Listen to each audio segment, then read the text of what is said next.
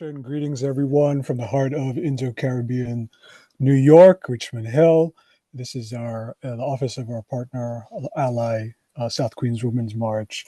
One thing I'd like to note is that it's probably no coincidence that my activation on migrant justice has also deepened my personal sadhana. And that's something I just want to encourage folks is to think about the linkage between collective liberation and your own personal liberation. In my case, I think I took this moment the past year as an opportunity to clarify for myself my own values, the kind of devotion that I'd like to practice, my own sadhana. It helped me clarify my dharma to stop trauma. It helped me clarify that how it helped me empower witnessing the sacred, protecting the sacred through migrant justice. And I'm seeing more and more deportation is not just a human rights issue, but also a public health crisis because it is textbook complex trauma. So I want to hold the harm that's going on that you're feeling in your bodies, in your minds, and the toll it's taking. I'm holding that with love as a brother in sadhana. And yeah, so I do hope that you can find this discussion relevant for your own personal patterns of devotion, as I have. At some point during this discussion, we will be sharing important resources and helping to guide you as far as what next steps you can take to now that if you're active and you to kind of next steps to engage on this issue in advocating for migrant justice. Hinduism and Human Rights has actually prepared a whole toolkit, and so we will be sharing that link very shortly. So it is my honor to shine a light on Shashank and Sudarshan. I will offer formal introduction.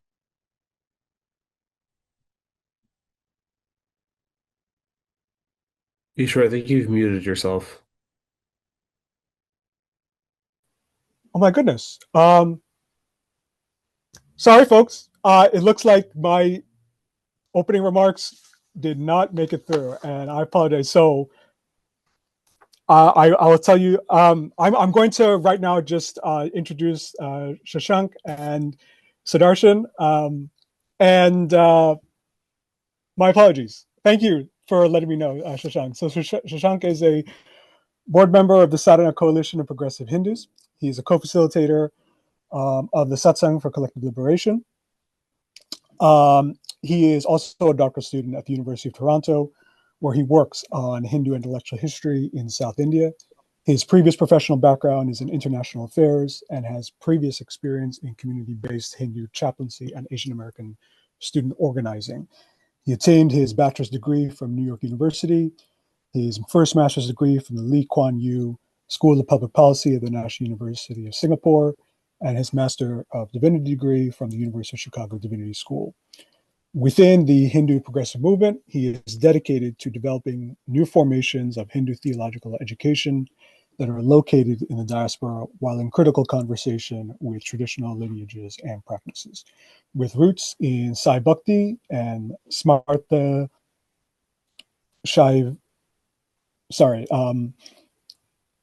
Shaivism, he currently practices within the Tirka Pratyabhijna tradition. And next, I will introduce Sudarshan. Sudarshan Pyakurel is a member of the Bhutanese community in Columbus, Ohio, and a former refugee from Bhutan. Mr.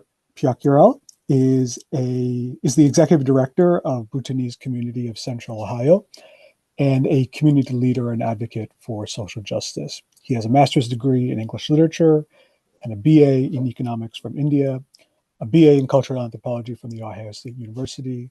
He is an MSW student also at Ohio State. Part of his passion is in applied social science. He is the co-author of several journal articles. He came to the US in 2010. He has been actively working in the community for equity, adequacy, and empowerment of refugees and immigrants. He's an expert consultant with Health and Human Services on the steering committee for Substance Abuse and Mental Health Services Administration.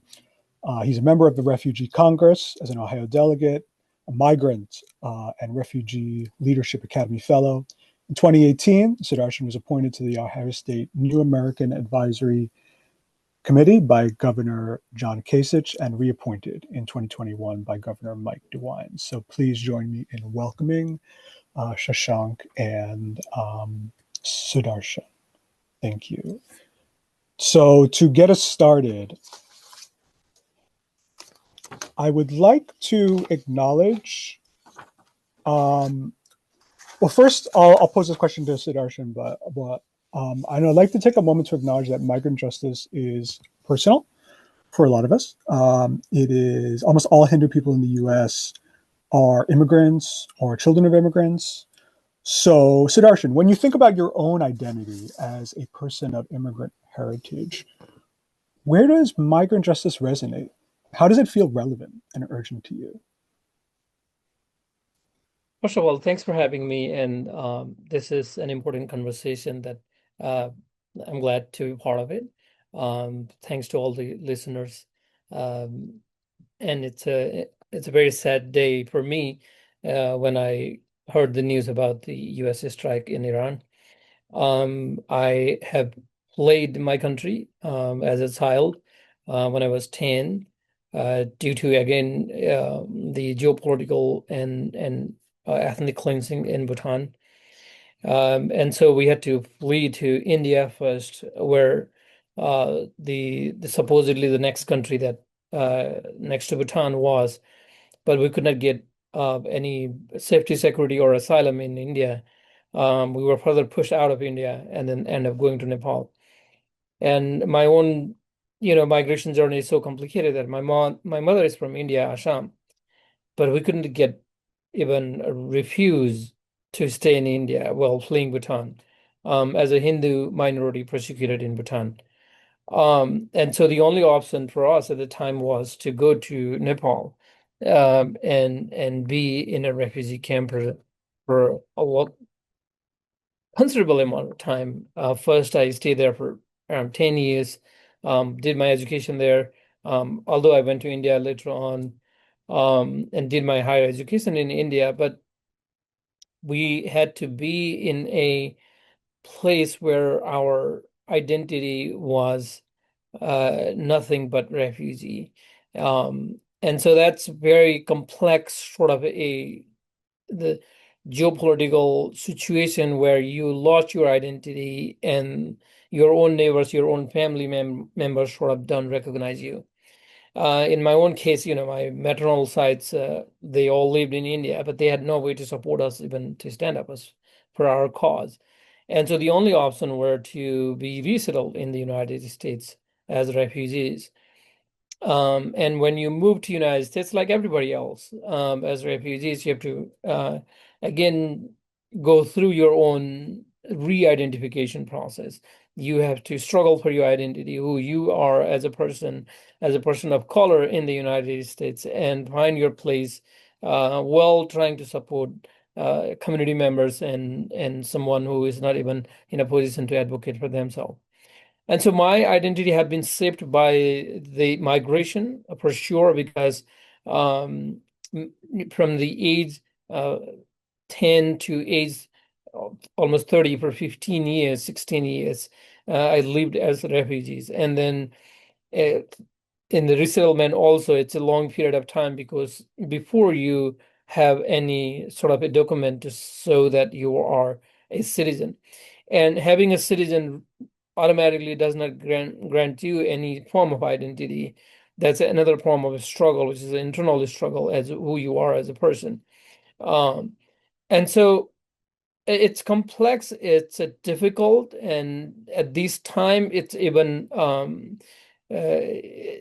so painful to have to live in this scenario, as United States is persecuting minorities in here because of who they are, where they are coming from, and their identity. And so it is that crux of time that I don't know what my identity is, sort of.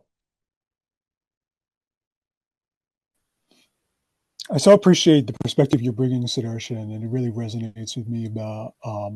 And I think that this really implicates identity for a lot of folks, and it's deeply meaningful. So thank you. Um, Shashank, would you like to offer a somewhat brief autobiographical perspective of what this issue means to you? Please go ahead. Sure. I'll try to keep it short. So for me, so for context, my family is are immigrants from India. I'm the first generation to be born in the United States. And for me, migrant justice resonates kind of at the level of my community's history. I belong to a community known as Sanketi Brahmins, and we are from historically Hassan district in southern Karnataka. Uh, Basically, our story is that we fled Shengotai, Tamil Nadu, in around the 12th century because we were being persecuted by members of the Brahmin community for various reasons. The And through multiple sort of layers of migration, my community went from Tamil Nadu to what is now Karnataka. We forged relationships with not only uh, other Brahmin communities, but also with agricultural communities such as Wakaligas and Gaudas, forming a very unique kind of mixture of professional and religious identities. Sanketis even now don't really fit within sort of many of the conventional kind of structures of Brahmin identity in Karnataka, uh, such as the fact that we don't have a singular family deity. We do not belong to a particular mata or a particular sort of religious institution. Uh, and to me, and I don't overlook sort of the caste-based kind of layers to this at all, but to me, I try to read this history as one of resistance to homogenization and to rigidity. Because the founder of our community, Nacharama, when she died after bringing us to Hassan in Karnataka, the last thing she told us was to not basically sell our knowledge for mere personal gain, and that we should strive to make our knowledge worthy of service to others. And so for me, the that history kind of echoes through what I even to now, when my grandfather, for example, was the last generation to be raised in the countryside and with ties to Natarama and the kind of agricultural history of the Sanketi community. And he leaving the villages, that was one kind of migration. And then when he had his children, they would eventually migrate to the United States, which is where my parents had me. And so through these multiple layers of migration, I do see a continuing need for the pursuit of dignity that comes from my community's very origins. Even though my community is definitely not as impacted by by legislation and by persecution as some other communities in India are, the I believe that that history offers us an opportunity to forge solidarity with communities who are disadvantaged and impacted. Thank you, Shashank. Yeah, that actually dovetails very nicely with our next question. And I love how you grounded your perspective in your shared identity as distributed in your community. And for Sudarshan, the question I'd like to pose is grounding us again in your community. Um, to so what we'd like to ask is, what are you observing on the ground right now in your community, and how are you experiencing this moment in American history for immigrants in your Yeah, community? from human right perspective, I would say again we are going through the period where we are uncertain, as I was mentioning earlier, that what our future would entail. Although we know to some extent that this is a short disruption, and having a legal document, United States, it sort of gives some sort of assurance. But deep down, do you have a questions about existential questions? Yes, we do. And I'm asking many my community fellow members and community leaders, and they have the same feeling that it is again that existential questions, existential time, that whether this would get worse, right? And we had to flee United States again. And as a matter of fact, people have many in my community have started thinking about ways to, if things get worse, what are the options to go back to Nepal or India or Bhutan? And obviously, the doors are closed for us to go back to Bhutan, so we don't have a country to go back. We left in Nepal in, at least my ancestor left Nepal in the 18th century, and so we don't have any documentations or anything else to claim anything in Nepal. And so as in India, and so we don't have a place to go back, and this time as America is prosecuting and may end up going into a more, if Donald Trump refused to leave the White House in 2029, that's one likely scenario could happen. Then what will happen to people like us who are minorities, who don't have a place to go back, who don't have a country actually to go back? To give you a context of why I'm saying this is because thus far, 49 community members have been deported back to Bhutan by the United States, who were resettled through the legal process. They have all the legal documents that they would need. And when they end up in Bhutan, they were immediately kicked out of Bhutan within 24 hours. So Bhutan does not recognize us even today, although it accepts under the pressure to accept this fellow to go to Bhutan, but Bhutan would just kick them out.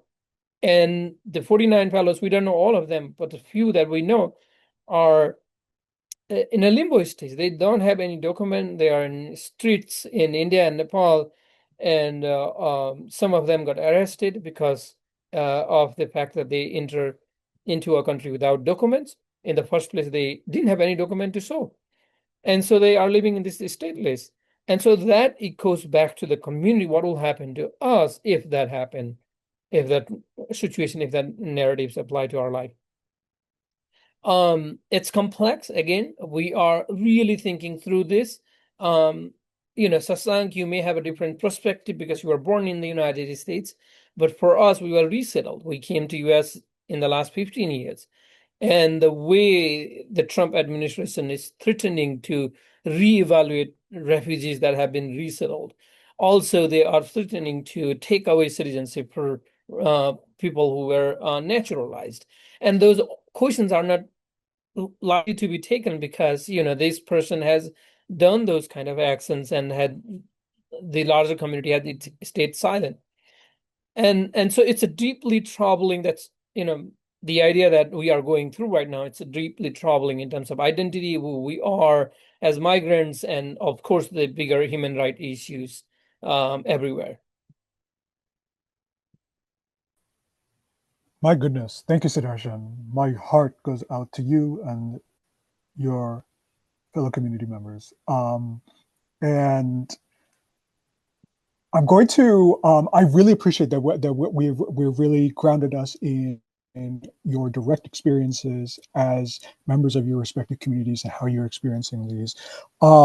We are going to shift gears at this moment in our discussion into the scriptural resources. We're going to get to leverage, I think, Shashank's singular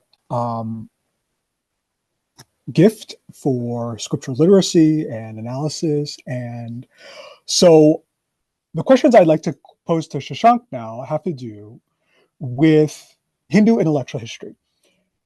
How do we think about migration, borders, and belongings within our folk and historical, with our folk tradition and within Hindu history intellectually?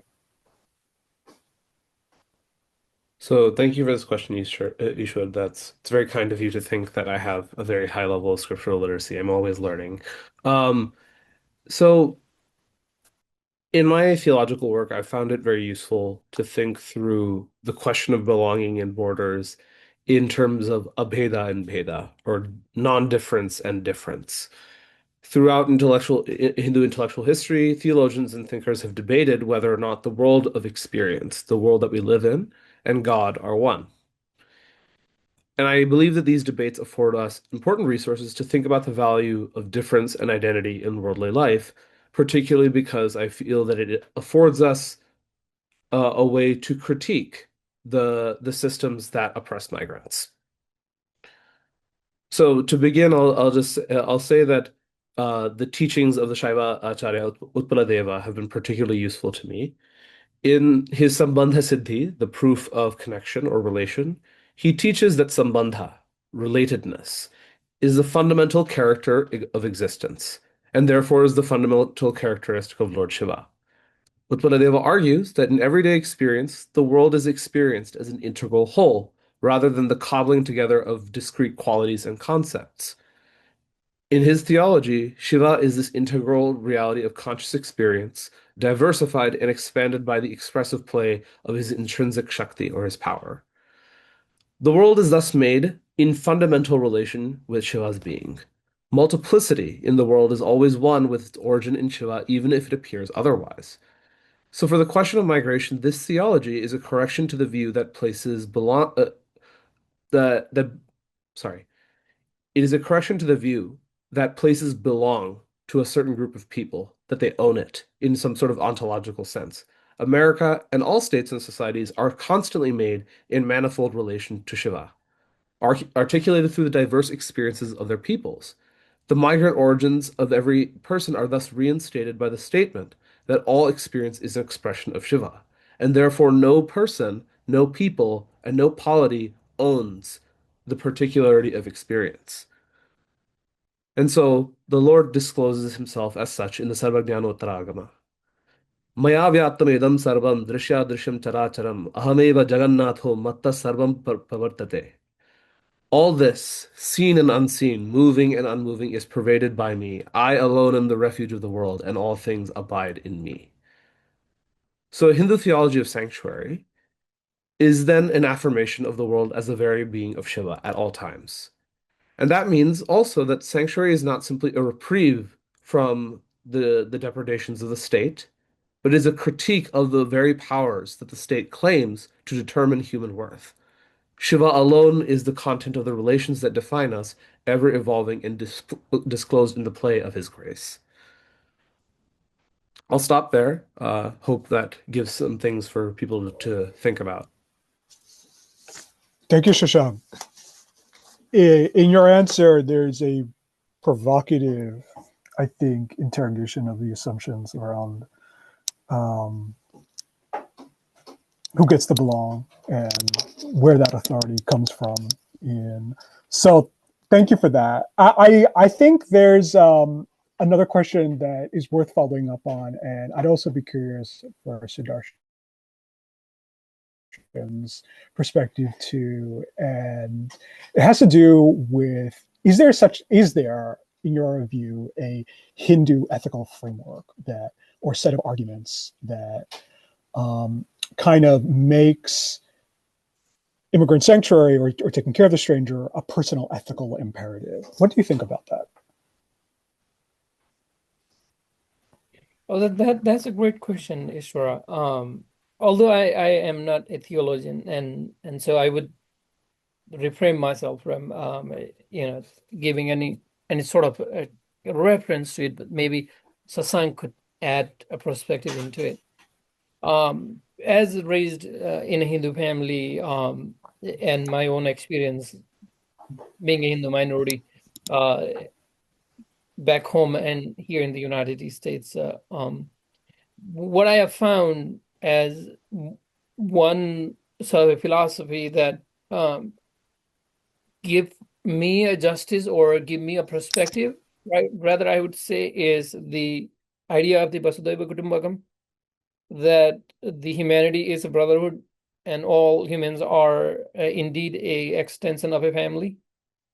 And that idea sort of really provides a bigger sort of a philosophical lens into how Hindus have been thinking about the greater world. And there may be many other instances, but that's where I tend to think as we all see everybody as the member of a single family. And I think that's very unique to who we are as Hindus. although saying Hindu is a pretty complicated statement because there's no such thing as Hindu scripturally speaking. It's a replacement for the Vedic Sanatan Dharma. And so, for the lack of a better term, we call Hindu ourselves, but I think rather it's a Vedic Sanatan Dharma.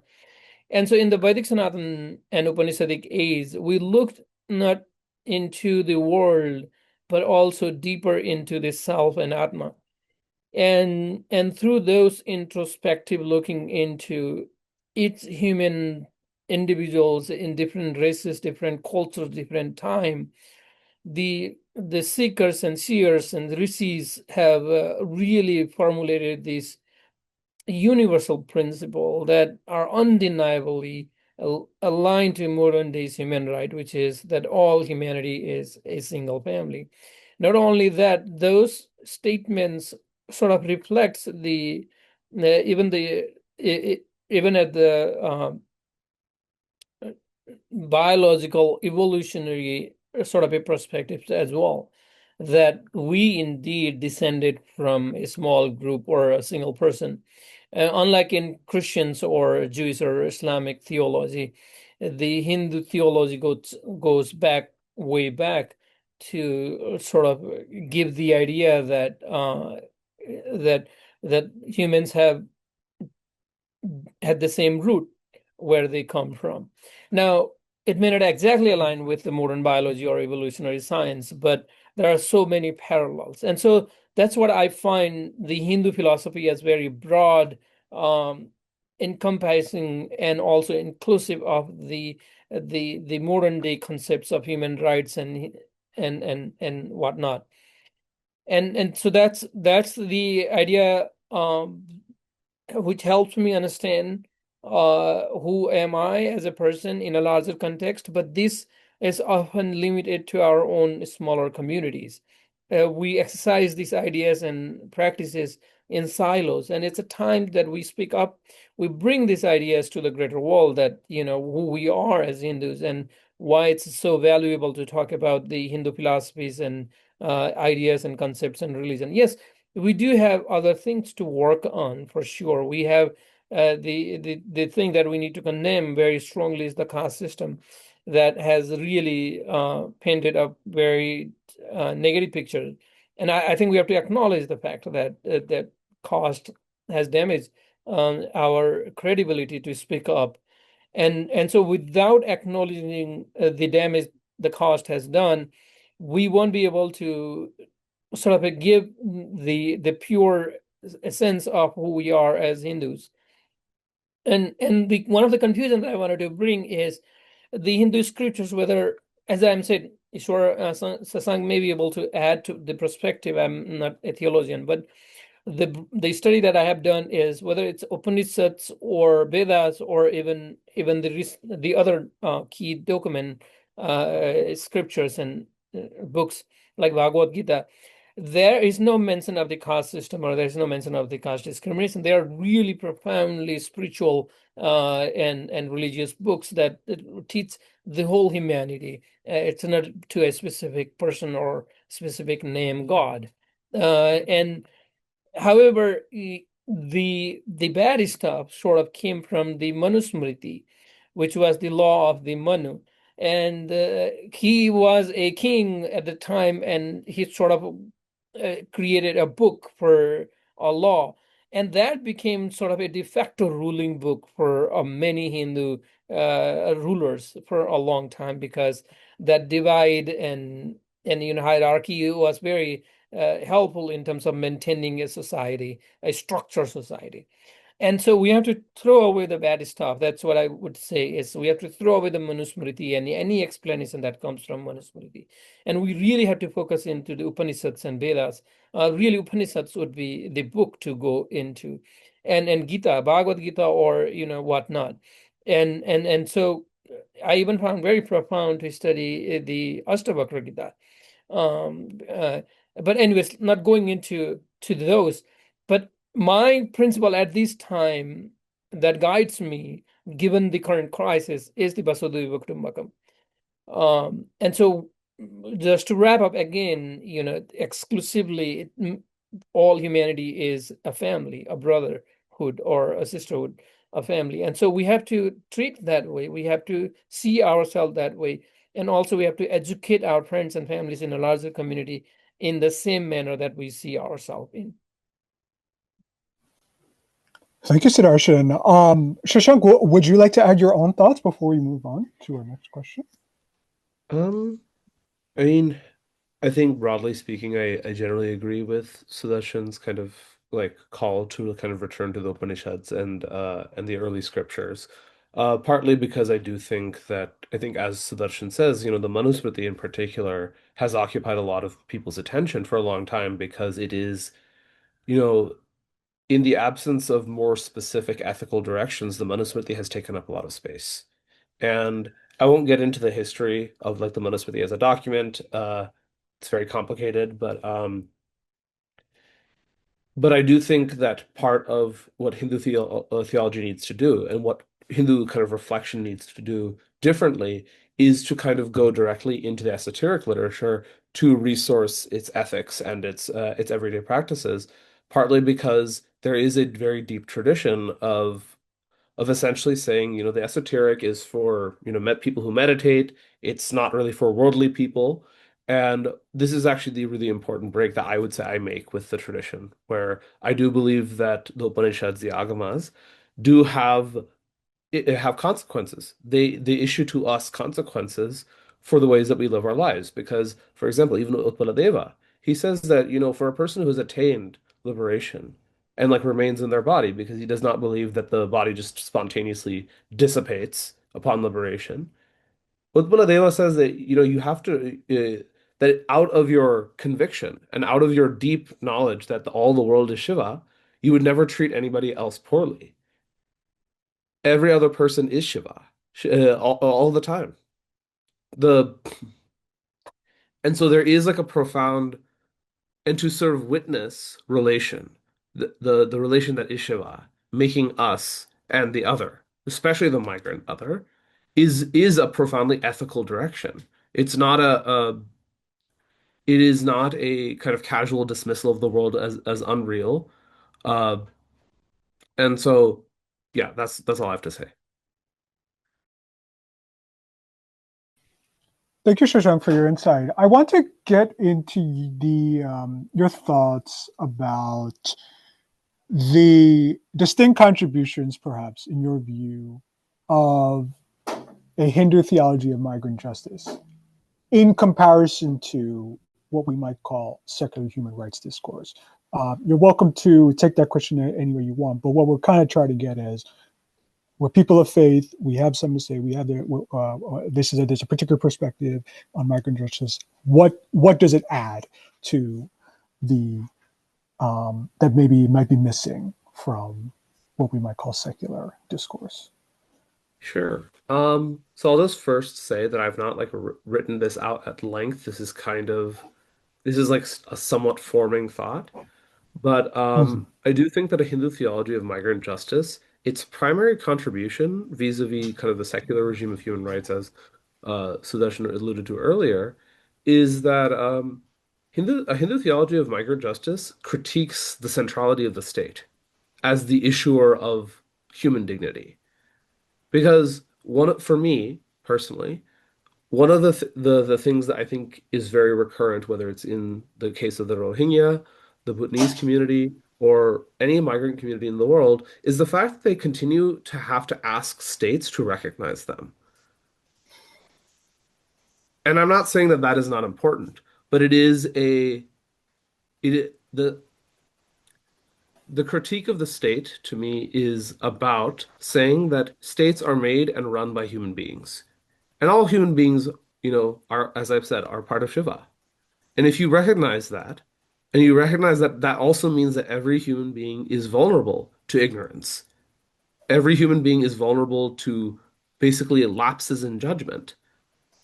The uh, I do think it sort of helps to alleviate the disappointment that I think a lot of people experience when they see a state is capable of great violence. When and I think in the United States in particular, a lot of people who are very attached to the idea of a pristine kind of republic that is invested in the individual freedoms of every person who lives within it, in the image of like the founding fathers or something, I think a lot of them are rightly disappointed when they see that the state is not able to live up to such lofty visions.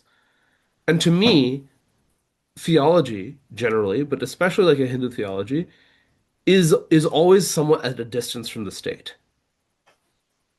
In its best moments, Hindu theology does not identify with the state, but it sees it as a means and not the end. I'm not advocating that we disestablish states by any means because states offer important structure that are useful for distributing human goods and policy change. But it's also important to recognize that states are still run by people. And so for me, a Hindu theology of migrant justice is fundamentally understanding the humanity that undergirds even something as reified as the state. Hope that makes sense. But one thing that I want to Thank, add is Hindu thinkers have always kept themselves away from sort of this geography and politics. They have their thought weren't just limited to the Western way of thinking in terms of politics and geographic reason or even ethnic identities and whatnot. And so because of that, they haven't really given any solid ideas about, that could apply today. But one thing that I see applicable is the Raja Dharma, which they talk about the responsibility of a ruler or a king or a ruling class, whatever that may be. And so the Raja Dharma is the protections of anyone living in that territory. And so I'm not an expert again, but my own understanding is that in the classical time, when these scriptures were written and thought about and rewritten, uh, if you migrate from one kingdom to another kingdom, automatically you become the citizen of that kingdom, and that king or the ruling people, the class, need to provide you the same protections as everybody else. You come under some king, right, and become a citizens. That was our own migration history. We were citizens of maybe my ancestors were citizens of Nepal at some point of time that it seems, and they migrate to Bhutan, and they were granted Bhutanese citizenship by the Bhutanese king. But before even moving to India, moving to Nepal, perhaps my ancestors were in northern India. And so they were moving across that northern region for a long time. And so they were accepted by whatever place they would go. Of course, they would follow the rules and regulations and norms of that country or that nation. Even if you look into the roughly the epics like Mahabharata and Ramayana, you will see migration there happening all the time, and even smaller stories. And those migrations were shaped by the same forces as we see today. And the kings and the ruler would accept the new citizens as their own citizen. But again, I see there's no exclusive sort of a statement or something that you can pick up that I found that we can apply here. Uh, but I think Raja Dharma is something that I can relate to uh, in terms of addressing the issues that we face today, that it is the Raj Dharma of the United States to give protections to all people living in the United States. The difficulty that we have is citizenship, national identity is a very Western construct. And because of that, even territorial identity is a very Western construct that the Western invaders took their idea to Asia, and they divided land. Before the invasions of the Europeans, there were no fixed boundaries or borders there that would sort of define. Now, tell me what's Bharat Varsha?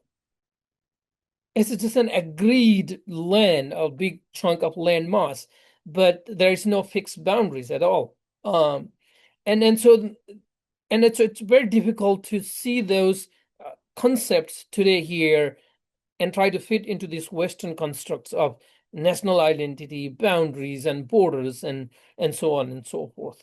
But and so that's where we need to look this issue from the human right perspective. We have to see it from the rights perspective as individual, as the citizens of this world.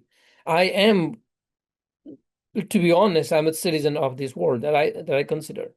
And technically, I do have legal document to stay here in the United States. And so I think Hindu perspective always has been this citizen of the world, and that's what I see. And so as a citizen of this world, I should have a right to stay where I am. And if I come here rightfully, or even I come here and if I'm staying here, I should have a right to stay here. The human migration is the truth that nobody can deny. For millennia, for hundreds of thousands of years, people have been migrating. There is no land for one ethnic groups that would dictate that they were in that land forever in their history. None. Even Native Americans' history is the longest. The Aborigines in Australia's history is the longest, around 40,000, 50,000 years. Again, Aborigines also moved to Australia around 50,000 years ago. Everybody moved somewhere else. This world is our home, and so we should treat as a home. That's my argument. That's what I see myself as a citizen of this world, and so rightfully I am where I need to be today. Thank you, Sudarshan. Picking up on that thread, because we've alluded several times now to not just the hospitality towards the displaced, but also thinking about systems of the displacement itself. Whether we're talking about colonialism, we're talking about climate collapse, war, racial capitalism. So I'm very curious for your thoughts, Sudarshan. In your mind, is there a Hindu ethics and approach to not just this service and reaffirming dignity towards people who are displaced, but also thinking about these systems that cause that displacement? What do you think? Well, go ahead. yeah, that's a big question. Now, my understanding is that this is the surface. Now, from Hindu spiritual understanding, more from Upanishadic ideas and Gitas, that the surface is always volatile. At the surface, there is always a struggle. And the struggle will continue to happen. The epic war of Mahabharata, or even the Ramayana, sort of gives the idea that the surface is always unsettled. And looking deep down, we found ourselves interconnected with each other. That's where the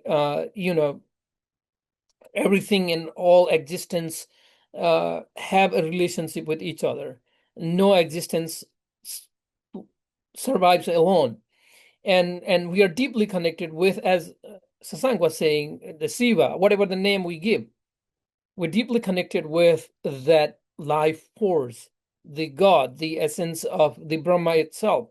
The idea of the not only Vasudeva Kutumbakam, sorry, the idea of Aham Brahmasmi, or that we are all interconnected and part of the same super existence that spans not just in this globe but across the universe, and that I am it and it is I am that Brahma itself. That's why rishis have claimed that Aham Brahmasmi, that I am the Brahma itself. And now in that context, it dilutes the current ideas of nationalities and in politics and whatnot. And so where I find justification, to be precise, is that this surface is always volatile. There will always be struggle.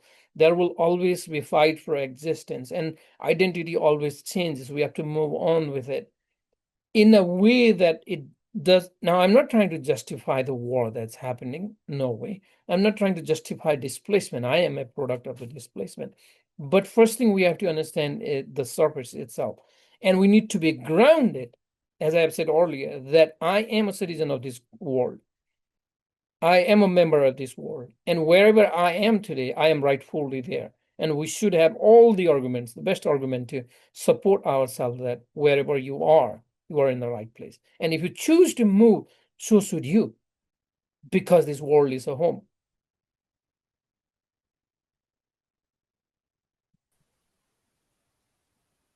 Thank you, Sudarshan. Shashank, do you have any thoughts on maybe conceptualizing the um,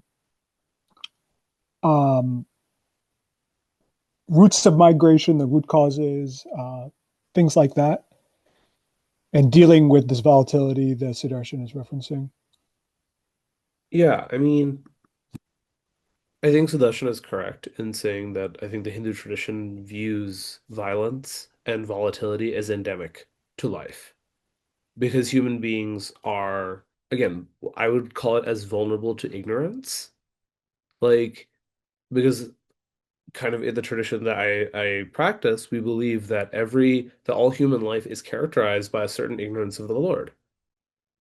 To be to be alive in certain ways is to forget our oneness because we are fixated on kind of the narrow confines of our personal existence.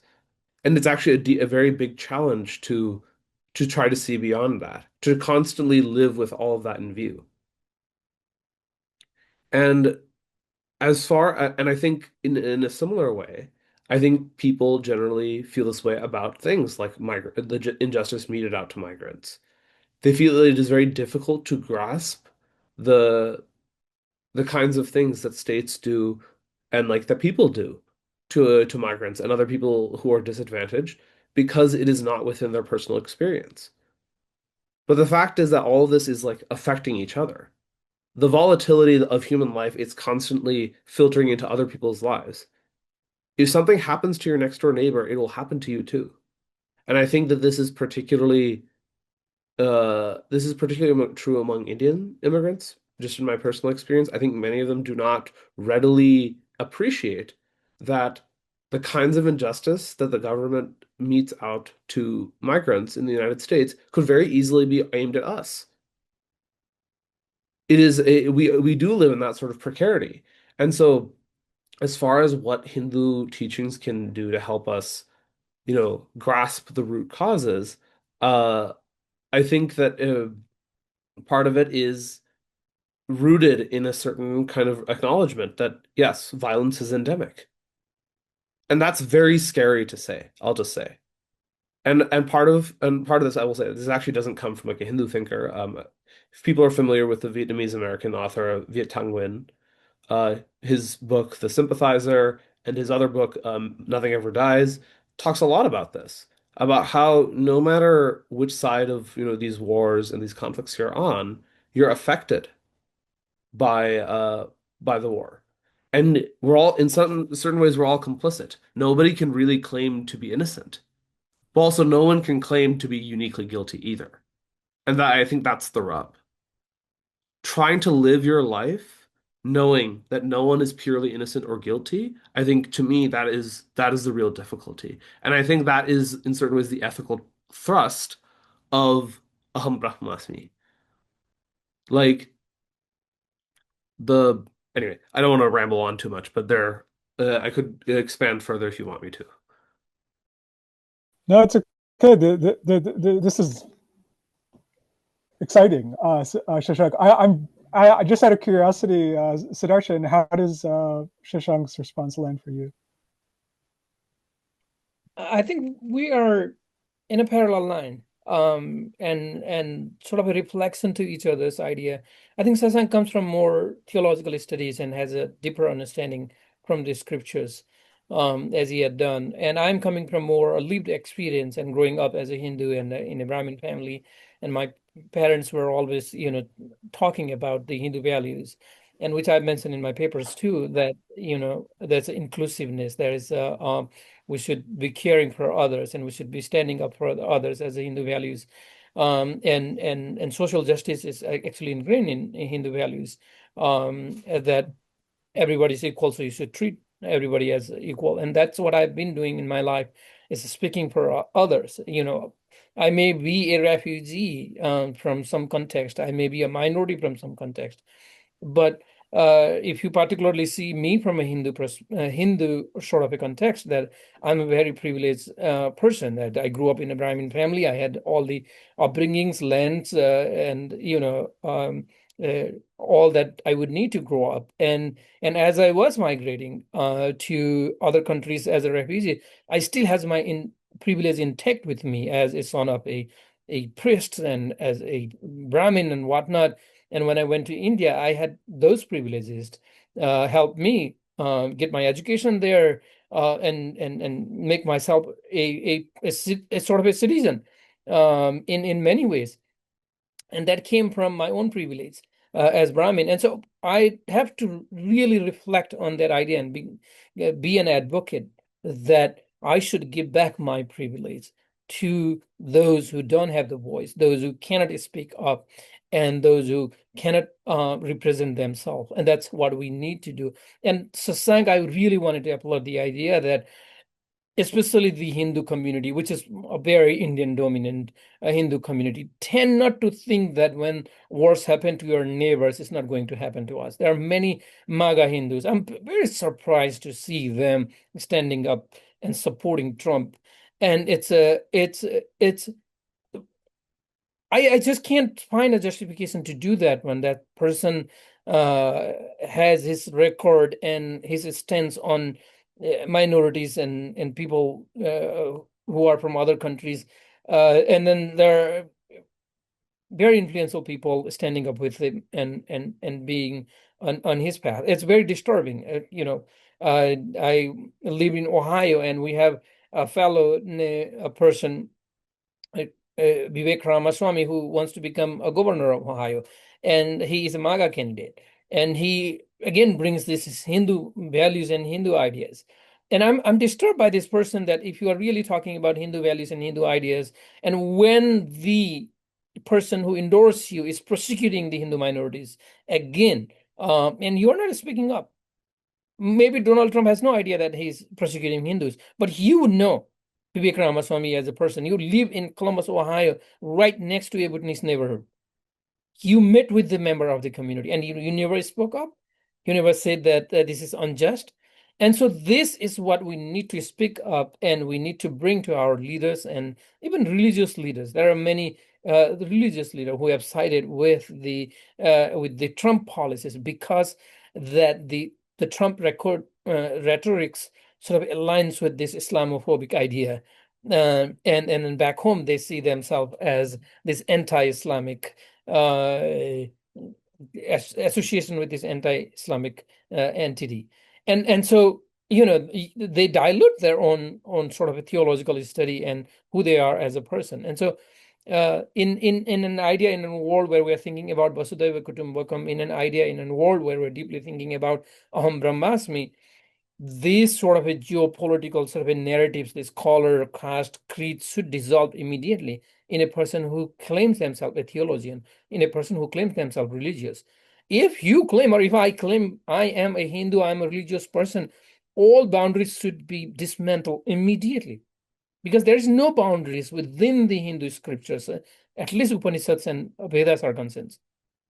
And so this hypocrisy need to be really, really exposed, that if you are a person of interest in Hindu philosophy, Hindu spirituality, then if you are again standing up with a divisive person, then you are an hypocrite, period. There's no other justifications.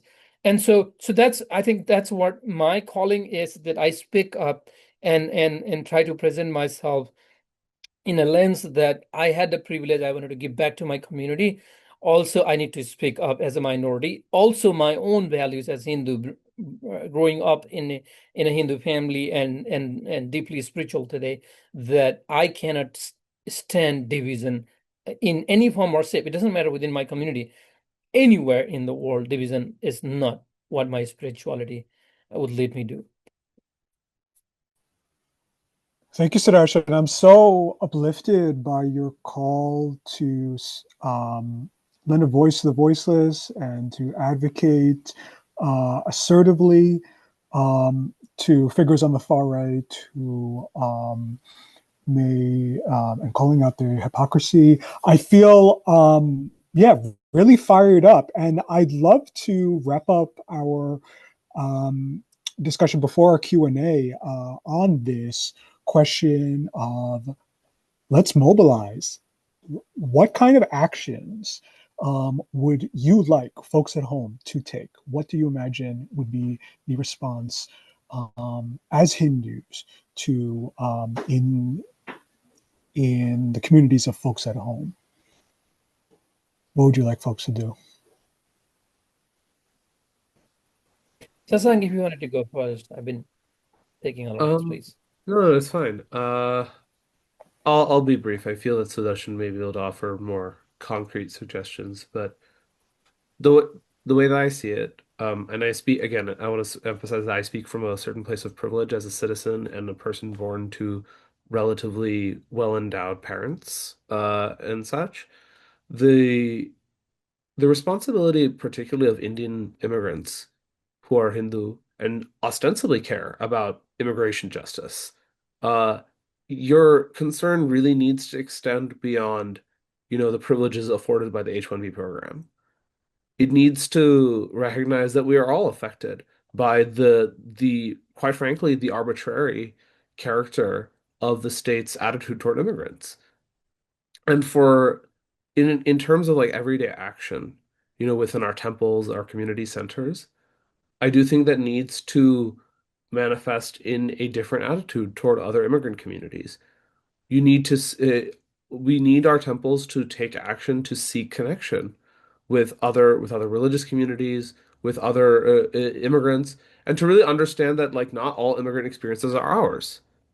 Because again, I mean I grew up around a lot of Indian people who, for reasons that are perhaps justified, they thought that they came to the United States for on merit, and maybe that's like a justified point of view, but also recognize that the very boundaries of such merit are arbitrary. We should not fall into the trap of believing that the state's recognition is a substantial kind of truth. It does not give us our worth. We're all bringing, our narratives, our stories, our traditions to wherever we go, and we're always worthy of, our neighbors' care, their affection, and their support. And so I think that attitude needs to show up more in Hindu spaces because they're often very closed off. But anyway, I'll leave it there. Thank you. Thank you, Shashank, for really troubling these notions about where worth comes from. It really resonates. Thank you. This has been such a deep discussion. I'm in awe. Um, Sudarshan, what are your thoughts on this question of action? How should folks respond? Please take it away. I wanted to add to Sasank for sure that if you claim that you are a Hindu, that's my point, okay? If you claim that you are a Hindu, first speak up. Speak up about the discrimination within the Hindu community. Today, in Hindu temples, people of quote unquote lower caste aren't allowed, even here in the United States. They're not welcome. They won't say, that you are not welcome, but they would not make it an welcoming environment. And that's something that we need to first speak up, that is unjust. That's unfair. And then we have to speak outside because we need to clean our own house before we went out to clean the neighborhood and talk about the cleanliness. And that's what we are lacking. Oftentimes our leaders tend to speak up and then, point finger to somebody else far on the corner, but they are not looking into themselves. They're not cleaning their own house.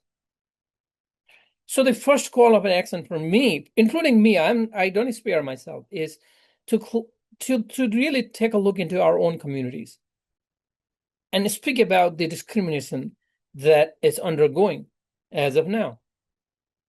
And then, of course, that gives you, once you have this ability to look deep inside yourself and acknowledge the fact that there is discrimination, and I am anti-discrimination in any form or shape that will give you a strength to speak up and say that what's happening in Gaza is unfair. What's happening in Iran today, it's unfair. And what's happening in India to Dalits and to other tribal people, it's unfair. And so we need that conviction. We need that conviction. Without that conviction, honesty and truth and acknowledgement and self-vulnerability, we cannot become advocate. We cannot carry ourselves very far with books and scriptures and whatnot without you carry yourself, your true self. And that's the Hindu calling. That's the Hindu calling. Know yourself, know thyself in a true essence. And so let's wake up. It's time for the Hindus to wake up.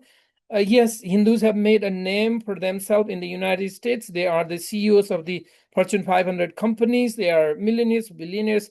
They are the wealthiest community, whatnot. But Hindu consciousness is dying. Hindu spirituality is dying. We need to speak up.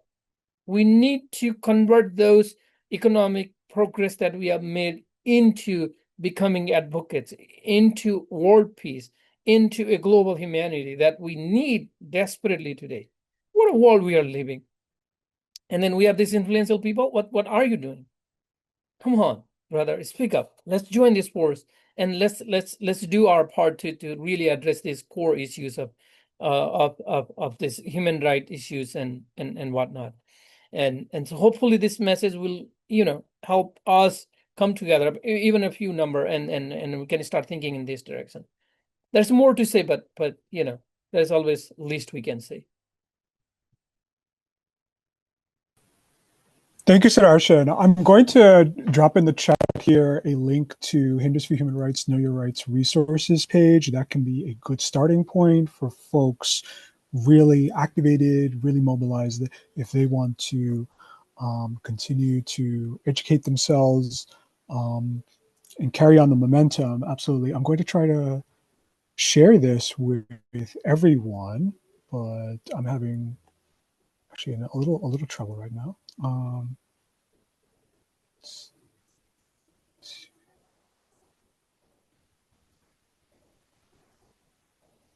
You know what? Maybe I could ask Mayank. Can you drop a link to the Hindus for Human Rights, Know Your Rights page, please, in the chat? Okay, yeah. Thank you. I was having a little trouble there. I appreciate it. Yeah. So Sudarshan, last question, I think, before our Q&A. And by the way, I will invite folks, remind folks, please feel free to drop your questions in the Q&A page. I'm very curious, just simply as a fledgling community organizer, what kind of practices, what are ways that you have engaged your community that have been most effective in mobilizing people? What can you teach other community organizers?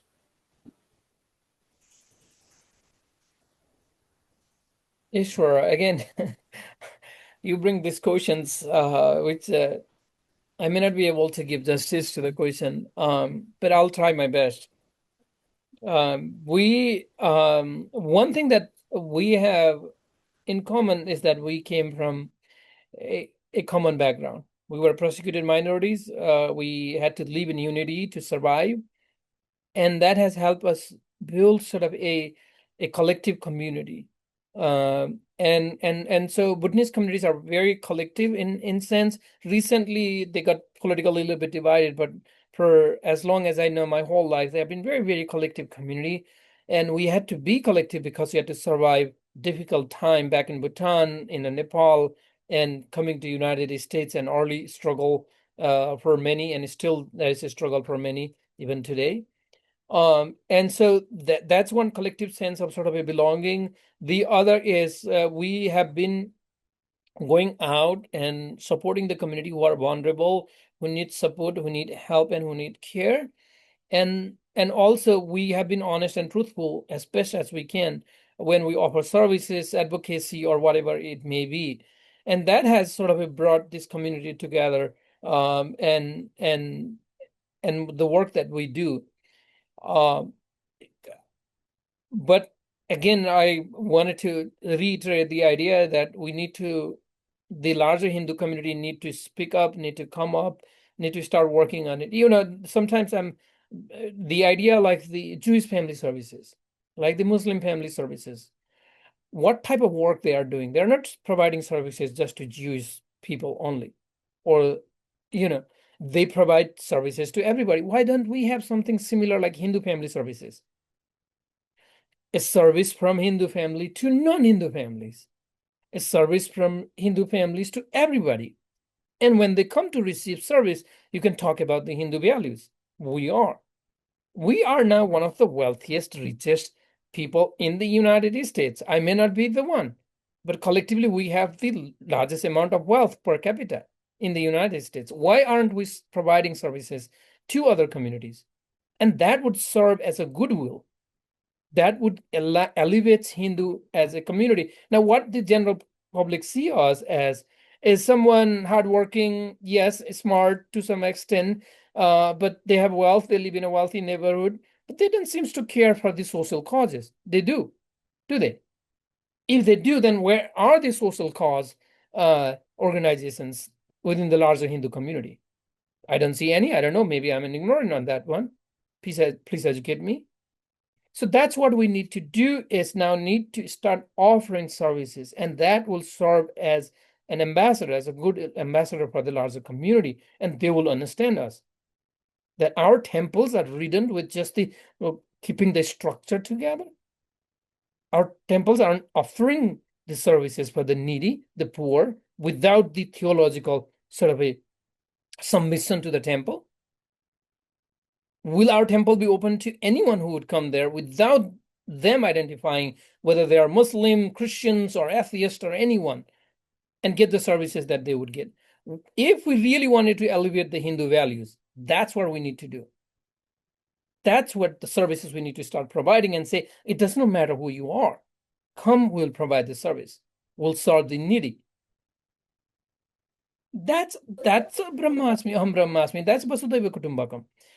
Just only repeating this high sounding word will, I think, sometimes I also question myself, does not address who we are, the core values. And so I think the larger calling is that Hindus need to come up with the services that the other community needs.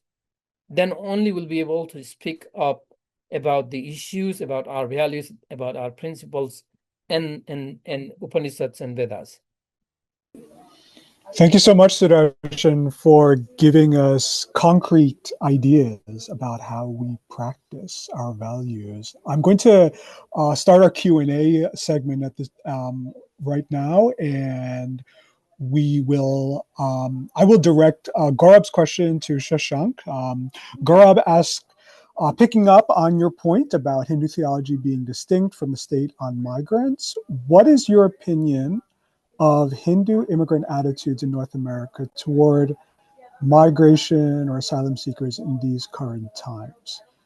Can you offer, Shashank, a you feel free to either reiterate or expand on your perspective about how Hindus might view current migrant asylum seekers right now. Yeah, so the okay, let me just I want to say this as like concisely as possible. Again, I'm saying this kind of from the standpoint of a person who's born to Indian immigrants, and I think the pathways that Indians typically take toward immigrating to the United States shape their attitudes about immigration generally. The fact that the vast majority of us come through things like the H-1B visa program, I think shapes a certain kind of entitlement to immigration, where a lot of immigrants feel that like, oh, as long as I've gotten a good job and I, you know, do what I'm told, I should deserve to like become a citizen or become a part of this country. And I don't want to like totally dismiss the idea that like working hard is an important part of being a citizen. It depends on what you're working hard toward. If it's for personal gain, I do wonder whether that's citizenship. Because I think there's a lot of people who are citizens but don't particularly care about like the welfare of the country in terms of like other people. And for Hindus who, there are Hindus, I think, as Sudarshan has pointed out, that there are, far-right Hindus. And honestly, there are even like liberal, like ostensibly Democrat Hindus who have a pretty hard-nosed view toward migrants, toward asylum seekers. They feel that they are not deserving, that they've somehow not earned somebody a certain person's respect. But like that kind of misses the point. We forget that like the reason that migrants exist is because they are seeking dignity. They're seeking safety. And that's not wrong to seek. We also seek that in our own ways. And the fact is we forget that like a big part of being human is seeking security. And to deny that to somebody who's asking for it reflects more on us than it does on them. Because the constant argument that I've heard from like people within my community is that like, oh, if these people just came through the proper channels, none of this would be a problem. The fact is the proper channels actively exist to prevent them from migrating. They put them in further danger, and they don't address the root causes of why these people want to migrate in the first place. And so all that's to say is that Hindu immigrant attitudes in North America need to cultivate like a deeper generosity toward these people because not only is it like a recognition of the fact that we are migrants also, but I think it has to come from a recognition that like people deserve dignity, people deserve respect no matter where they're coming from and why. Because like I'd be willing to say that if you believe like in the idea, in the ideas of the Constitution that, all people deserve due process, for example, even criminals deserve our respect. Reducing somebody to a criminal, and I don't want to like ignore the fact that like the carceral attitudes of the United States prevent this from happening, but like if we really believe that people deserve due process and dignity, you actually have to take that seriously. You have to take it that to its farthest extent because constantly trying to argue that migrants are criminals simply for having crossed the border without a visa is, again, missing the point. Because this conflates the legal structures of the state with morality. And just from like a strategic perspective, I do think this is also generally what liberals get wrong.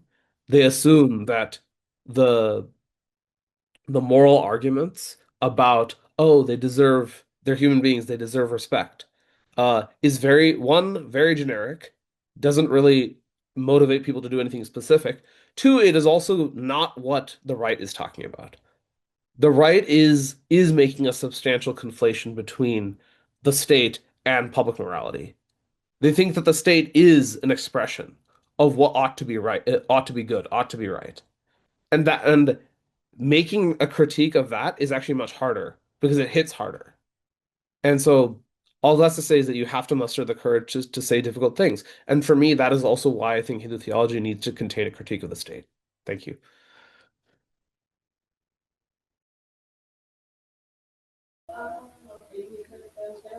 Thank you, Shashank. I would like to address our next question from Ritu to Sudarshan.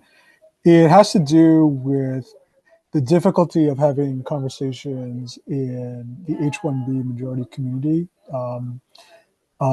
which is also majority Hindutva infused. So, Sudarshan, do you have material for Ritu and others at home to spark discussions about having these kind of hard conversations about Hindu nationalism that might be in sort of infusing the prejudice against migrants, and I might be making conversations about the H-1B harder. Any thoughts on that, Sudarshan?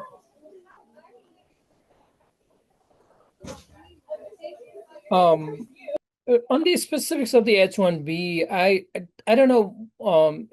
It's quite all right. But the question also comes with the idea of Hindutva and H-1B, and so these are two different things. Of course, many Indian communities have the H-1B status, and the idea of Hindutva comes along with it. But these are two separate things in my view. Yeah, H-1B is a way to come into the United States, and and be here, and eventually that may lead to citizenship and whatnot. If I'm missing the question, and my apologies, but the Hindutva idea, we are adding Hindutva into migration, is problematic to me. And it has nothing to do with migration, Hindutva in a true essence. If you are really being a Hindu, spiritually and morally Hindu, migration is a different thing. It's a surface thing. And it's a technical thing. Tomorrow we may not require H-1B. Tomorrow you may not end up coming here with an H-1B. This H-1B thing is happening in the last 30, 40 years. And so I don't want to relate something like a profound idea of being Hindu and Hindutva. Sort of now it's very murky the way Hindutva is used back home. But at least the essence of being Hindu and Hindu way of life to something that's very temporary and short-term, like a visa and granting a visa has to do with it. Yes, my idea is, and I might have missed few things in this question. I try to read that question too.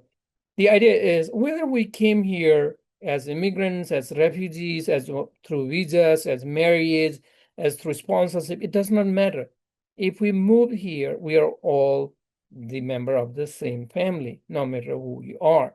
If we end up coming here, and so everybody deserves the same respect, as Sasank was saying.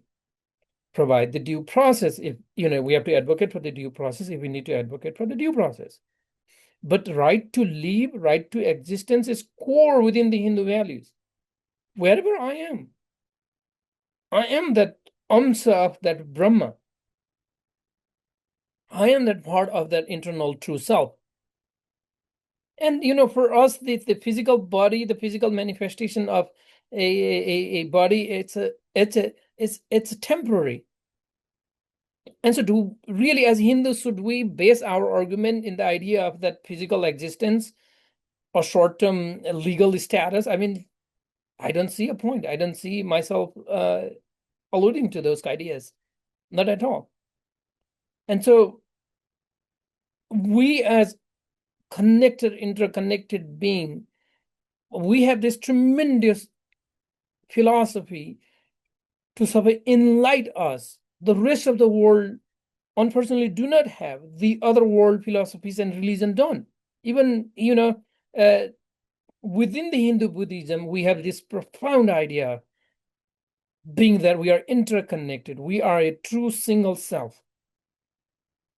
And so we should use that to spark a conversation to other communities, to other members, to say that what appears externally is not what the true self is. And that true self is what, it comes from the Hindu philosophy. Again, I might have slightly missed this question, but I don't want to relate these two things as, but overall, the idea as immigrants, however you came to United States, whether you came through visa, refugee, marriage, or family, or even if you just walk into the United States from the southern border, northern border, it doesn't matter. You are in the United States and you should have a right to be here. Yeah, if you don't want to give the rights to vote, fine. You reserve some rights, and that's fine. You make your political decisions. That's okay. But give a right to be a person in a place that they are. And have a due process. Okay, there is a country, there's a nation, there are laws, and somebody may ask me this question. Then have a due process. So taking away due process does not even give them any immunity to sort of violating their rights. And as Sasank was bringing earlier. Thank you, Sudarshan. I want to give Shashank a chance for a mic drop in our last 2 minutes here. Shashank, this is your free opportunity. Please, you're welcome to respond to Sudarshan. You're welcome to expound on any other thoughts that you might have had before but didn't get a chance to articulate. Please feel free. Okay. I don't know about a mic drop, but I'll just say to kind of, because I sympathize with what Ritu is saying about kind of the difficulty of trying to have conversations with people who are Hindutva affiliated. It is very difficult to convince them that their perspective harms people. Because I mean, I'll just say that I think that a lot of the people I have met who affiliate with Hindutva or Hindutva organizations, their reasons for doing so often vary a lot. Not everyone is Savarkar, to be very clear. Like, not everyone is like completely ideologically driven. Some people genuinely believe that like Hindus are under attack or something, and there is this like and the only thing I can suggest, and I think this requires a lot of moral clarity and patience, is you actually have to be willing to listen to somebody and ask them like, why do you feel that way? Like, why do you think that immigrants don't deserve the same respect as everyone else? Why do you think that talking about caste is somehow anti-Hindu? These are very difficult conversations to have, and I know this will just sound like a platitude, but like you have to be willing to have those conversations and ask and like actually hear the answer. It might disgust you. It might like, hurt someone's feelings. And like obviously there's a time and place for all these things. But it does have to like come from like a deep conviction that like, if I really believe that everyone matters, even the people I oppose, even the people who I'm not politically aligned with deserve the same dignity and respect in the end. That is like a long-term perspective that you have to have. And I do think that'll change the way you interact with folks. So I hope that helps. I think it sure does, Shashank. I think that's a perfectly appropriate note to end on. I'd like to say this has been such a privilege to participate in. I feel like I'm enriched and edified by this discussion. I'm so thankful to folks here who have participated. I hope you found this worthwhile. Um,